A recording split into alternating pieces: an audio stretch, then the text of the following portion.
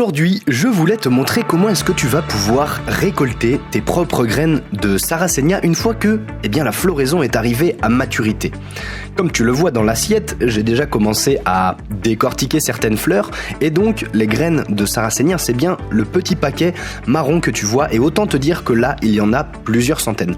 Si tu es intéressé pour te procurer des graines de Sarracenia car tu as envie toi-même de t'essayer au semis de Sarracenia, je te conseille de rester jusqu'à la fin de la vidéo puisque je vais te donner une solution pour que tu puisses te procurer des graines fraîches et de qualité que tu pourras semer par toi-même histoire de faire pousser tes propres Sarracenia en partant d'une graine. Donc voilà à quoi ressemble une fleur une fois que celle-ci a été décortiquée.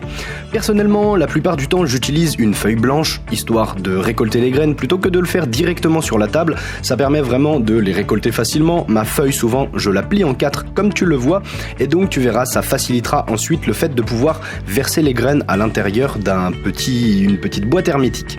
Donc la fleur, une fois qu'elle est sèche, il reste les sépales, il reste la partie là que je suis en train de retirer tout simplement, sur lequel sont présents les différents pistils qui permettent donc de recevoir le pollen, souvent vers le mois d'avril environ, pour que la fleur soit pollinisée.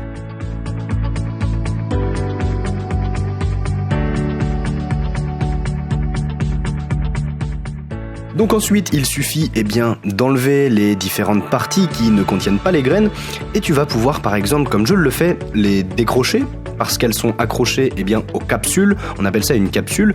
Et donc, par exemple, tu pourrais utiliser une pince à épiler ou bien ton doigt, histoire d'enlever toutes les graines. Et comme je te le disais, tu vas pouvoir utiliser cette fameuse feuille pour en faire un bec verseur et le mettre au fond du petit flacon.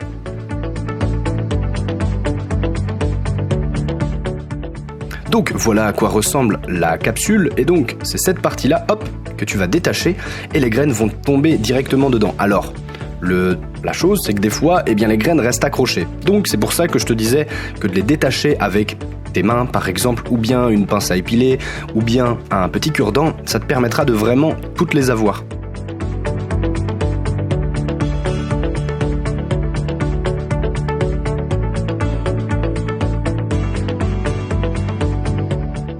Bon, tu le vois, moi j'utilise même un pic à brochette pour retirer toutes ces petites graines qui sont présentes dans les capsules et vraiment en perdre aucune. Parce que ces graines par la suite, moi je les utilise pour réaliser mon propre semis de Sarracenia, mais je les propose également dans des kits de germination. Donc si tu n'as pas malheureusement de Sarracenia adulte qui te donne des fleurs régulièrement chaque année, mais que tu aimerais pouvoir réaliser ton propre semis de plantes carnivores, je vais te mettre en lien dans la description ma boutique en ligne www.lesdentsdelaterre.com. Sur celle-ci, tu trouveras donc différents kits de germination avec un substrat adapté, des pots adaptés, des étiquettes et tous mes conseils pour que tu puisses réaliser toi-même ton semis et le réussir avec bien évidemment des graines de Sarracenia notamment qui sont fraîches de qualité, qui ont été récoltées il y a peu de temps, mais tu trouveras également des kits de germination de Drosera, de Dionée, etc. Ça te permettra de t'assurer d'avoir des graines de qualité et ça te permettra également de soutenir mon projet et ma passion, histoire de m'aider à développer mon entreprise.